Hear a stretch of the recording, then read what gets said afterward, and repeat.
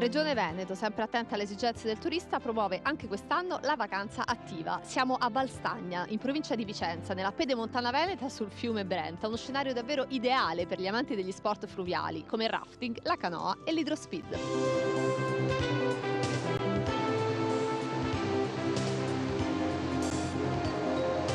Qual è l'offerta turistica per chi desidera vivere una vacanza attiva su questo territorio?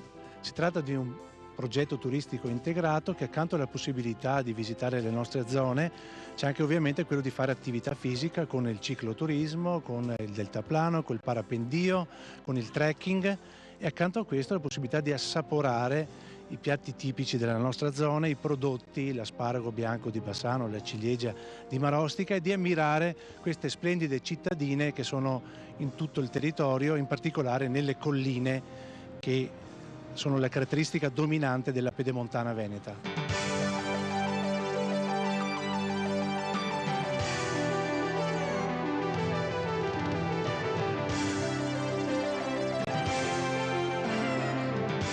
Quali sono gli sport fluviali maggiormente praticati sul Brenta? In questo tratto di fiume, sul fiume Brenta di 10 km, gli sport più praticati sono il rafting, la canoa e l'idrospeed. Per quanto riguarda il rafting è più appetibile perché è a portata di tutti, è uno sport dove si usa un gommone guidati da una guida abilitata dalla Federazione Italiana Rafting e si scende in sicurezza, un ambiente, si esplorano e si vive anche questo pizzico di avventura. Per quanto riguarda invece la canoa è uno sport un po' più tecnico, si indossa un guscio per essere simile a un delfino ed è praticato da chi vuole un po' più di emozione, un po' di avventura ed è un po' più sportivo. L'idrospeed è un'attività sempre sportiva fluviale con una propulsione invece diversa rispetto alla canoa e al rafting, che è a pinne e si ha un contatto più diretto con l'elemento acqua.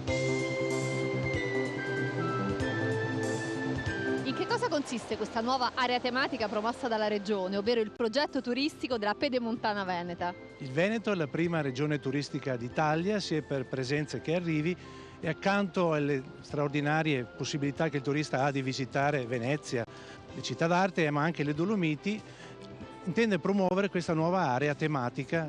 Sono le colline che attraversano i territori del Veronese, del Vicentino e del Trevigiano, che sono punteggiate da borghi storici e città d'arte, ma soprattutto da tantissime ville venete, in particolare quelle di Andrea Palladio. Oltre che per gli sport fluviali, quali bellezze offre questo territorio dal punto di vista naturalistico? Il Parco Naturale delle Grotte d'Oliero in primis, con la grotta turistica Parolini, scoperta nel 1832, si entra con la barca e si vanno a visitare le concrezioni, le stalattiti e le stalagmiti.